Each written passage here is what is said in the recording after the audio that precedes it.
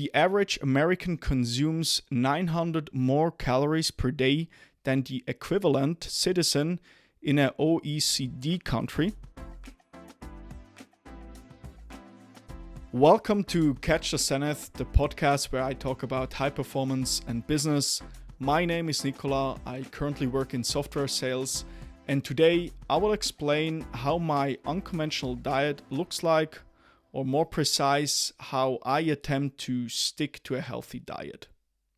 Now, right now, we live in a world where food is everywhere. We live in an abundance of food, and ordering food has never been so easy. It's at our fingertips. We just can pull out our phone, order food, and in 20, 30, 40 minutes, it's at our apartment or home. So the result of that, eating too many calories can happen effortlessly. Yeah, we eat maybe junk food, chips, whatever it might be, and we eat maybe too much. And there's actually an interesting statistic emphasizing this too many calories consumption. The average American consumes 900 more calories per day than the equivalent citizen in an OECD country, which is broken down.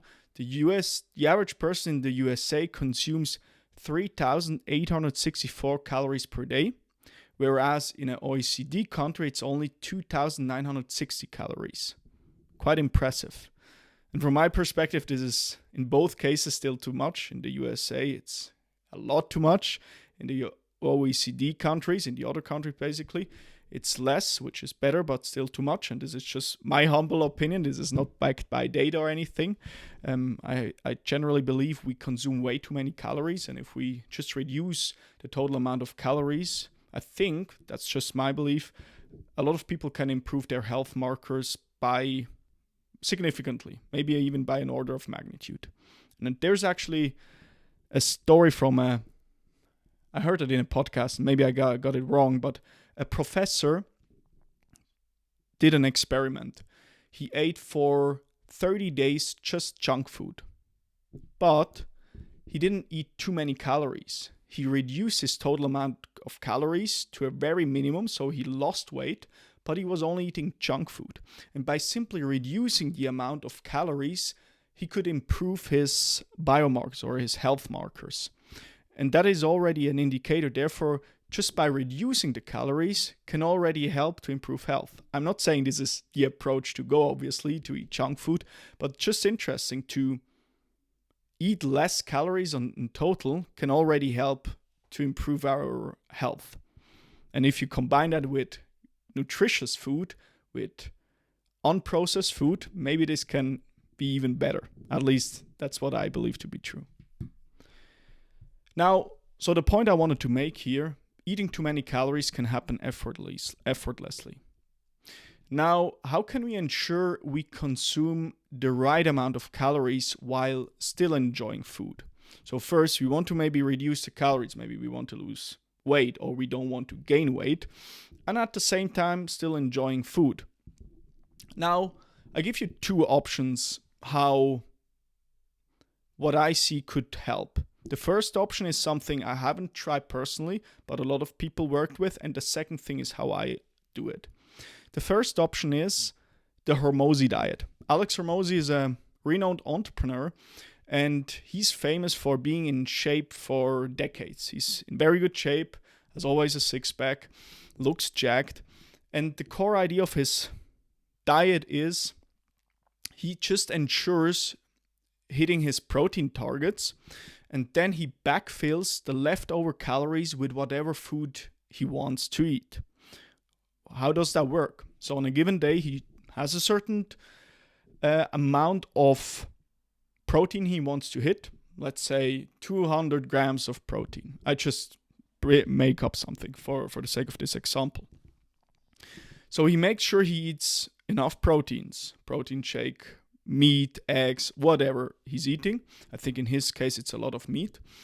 And then once he hit that, he can eat whatever he wants. It could be a cookie, it could be chocolate, it could be a drink if he wants to go out, whatever it might be. But just important is that you hit your protein target to maintain your muscle mass. And you see, you can eat there a lot of bad food, so it's not the healthiest approach, but still you can maintain a pretty good physique and look or be in very decent shape by following this, because you have a certain amount of total calories. You make sure you hit your protein target, and any excess calorie left, you can eat whatever you want. And I think for a lot of people who are not so interested in health, sticking to a super clean diet, this could be an option. So just search for the Hormozi diet in YouTube and you will find, I think, a 5-ish minute video, and it can help you. Everything is explained there. It's super simple. Now, option 2, if you're still here sticking around, this is how I prefer to do it. So building up on his diet, I try to eat a little bit more healthily, and I choose few 2, 3, 4, 5-ish standard meals I can eat every day. Why am I doing that? This helps me to keep it very simple and look forward to some meals I very much enjoy, and they're more or less always the same, and it's easier to track. I know roughly how much calories that those meals contain. And it still left a little bit room for spontaneity. If you want to indulge on the weekend cheat day on a cheap meal, it's still doable. That's not the point, but most of the time I eat clean and I can stick to that. Now, how does that look like in practice? So I fast in the morning until 12 p.m. or noon, and then I eat my first meal, which contains 6 eggs, 1 avocado, 200 grams of blueberries, and 100 grams of dry meat. So, and this keeps me very, very much full. It's a lot of protein, a lot of healthy fats. Carb sources pretty low, just blueberries, they are pretty low in sugar, and I feel pretty good, pretty clear in my head during my work day. And then meal number 2, which is the second standard meal, is I eat 200-ish grams of rice, 220 grams of rice. That's what I'm doing right now, or any other carb source, but right now I prefer rice. Second, 200-ish grams of chicken or any other protein source, could be cottage cheese or Greek yogurt, but I actually prefer chicken if I have it with me or prepared that, and then some veggies or maybe fruits next to that, but I normally prefer veggies. So those 2 meals, the egg meal and the second meal, they are pretty simple to prepare. They are super fast and they keep me full throughout the day. They are clean, they are healthy, and that's an important factor for me. They are pretty fast to prepare. So it's not a friction here that I need to be like 30 minutes in the kitchen. To prepare the first meal, I literally have 5-6 minutes. I just put in the eggs on the plate, turn on the stove. In the meantime, I prep the avocado, wash the blueberries, and pull out my 200 grams or 100 grams, of dry meat. And that's it. And the second meal also, you can have 200 grams of rice. You can buy that maybe in a little plastic bag if you want that, although I don't like that too much because of eating then plastic stuff. I don't want that. But okay, sometimes it needs to be a little bit faster. And life, you have other things you're pursuing, so then it needs to go a little bit faster. So that's also quick meals. That's what I'm saying. And I feel quite good eating those meals. Now, on top of those 2 meals, I drink 1 to 2 protein shakes. In the morning, I have creatine, vitamins, minerals, probiotic bacteria, omega-3 fatty acids, some antioxidants like a grapefruit extract. I take products from Life Plus because I'm doing that since 2021 because I think they are great and the quality is pretty high. They cost quite something, but my health is very important to me and I'm planning to take those products until I die. So that's what I'm doing. So the point is, routinizing what I eat makes eating predictable. It makes it also easy to track because I know this more or less the amount of calories. And right now I'm tracking my calories in MacroFactor, which is an app from Jeff Nippert, the fitness YouTuber. You can look that up. Costs, I don't know, $12, $15 a month. And it helps you to see exactly what you're eating. You can scan all the products, the foods, and you're measuring your weight and you know where you're going. You want to gain weight, you want to lose weight, it helps you. And I have no affiliation, obviously, with that app, just enjoy using it. Now, the point is when choosing those standard meals, putting together some meals you very much enjoy. And I would make the argument anyway, most of the people have 2 to 5 meals they eat most of the time. And if you can find certain meals that are more or less healthy or not contain too many calories, you can eat them on a consistent basis. And in my case, for instance, eating eggs together with dry meat, like dipping the red meat, dry meat in the egg yellow, this is just like, this is beautiful. I love eating that. I could eat that. I'm eating that right now every day. I'm not saying I will do that till the rest of my life. I will switch it up from time to time, but right now this works great.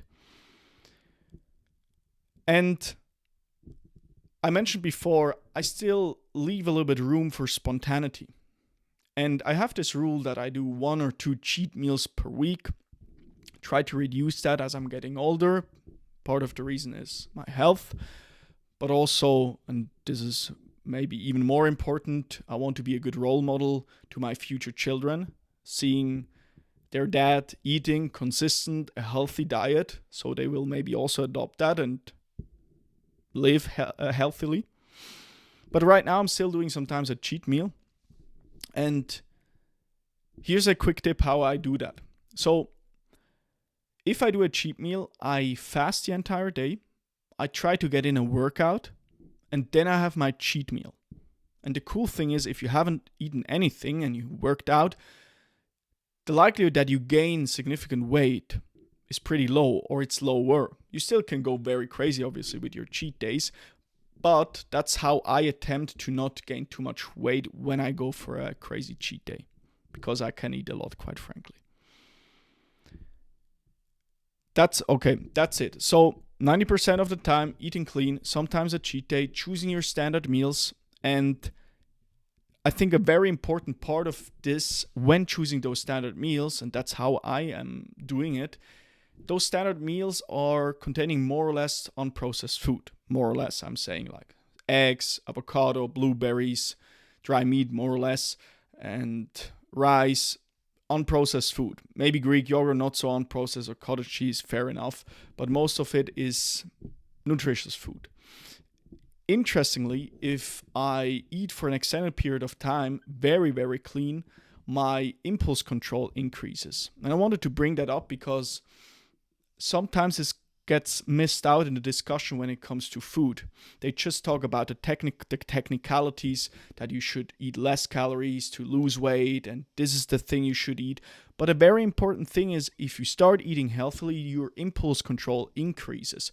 And this translates then into other areas of your life. You can resist little temptations throughout your entire day. You can say no more easily. I'll give you an example. I just had yesterday evening, when driving home on my motorcycle, I wanted to quickly make a stop at the gas station. I thought I could eat a protein bar or buy a protein bar and some protein yogurt, but I already eat actually enough for that day. And in the past, I struggled sometimes, and maybe I will struggle in the future, but I could say no because I'm sticking right now already for a certain period to a very clean diet with almost no processed foods. So it was way easier for me. And the cool thing is then, when it comes to work or checking your phone, checking social media, it's easier, at least that's what's happening in my case, resisting the urge to check my phone and to scroll on social media. I feel way better. It's easier for me to say no. A second thing I also want to bring up is supplements. I mentioned before I'm taking some supplements. I do that to just make sure I cover everything important, that everything I need is in my body on a daily basis. And the last thing I wanted to mention here in terms of eating just 2 meals per day, those standard meals, is the first meal I eat around noon after fasting, and the second meal I eat in the evening. And eating that meal around 5, 6 o'clock or 7, maximum 7, is for me personally almost is the best time, because when I'm eating it right before sleeping, my sleep quality is impaired. And it's incredible what big of a difference this can make if you just push back a little bit on the time and say, hey, instead of, if I'm going to sleep in 11, instead of eating in 9 or 10 p.m. in the evening, I eat maybe 4 or even 5 hours before sleeping. It's just crazy how much the sleep quality improves. So that's another thing I wanted to mention. All right, that's it for today, guys. Long story short, choose some of your standard meals, maybe 2, 3, 4 meals. Eat them consistently. Make sure you track them a few times. Then you know, okay, that's 1,000 calories, that's 1,500 calories. You count things up, and then you are good to go, and you don't need to worry eating too many calories. No recommendation, just what is working right now for me. And a very important point, as I said, eating unprocessed foods and those those consistent urges or those cravings you might experience, they will vanish over time. And at least in my case, it's crazy how big of a difference this does when I just cut out the sugars or the bad stuff and just stick to a healthy diet. All right, I hope you enjoyed that. And as a thank you for tuning in today, I've put together a list of my all-time favorite podcast episodes I ever listened to, all from other shows. Over 100 plus podcast episodes. You will find there my top 10 all-time favorites, episodes on wealth, health, relationships, and productivity. It's pretty cool. It's like a guide I always wanted but never could find. So I did that for you guys. The best podcast episodes I've ever listened to on a lot of different topics. Just click the link below, download it, and enjoy listening.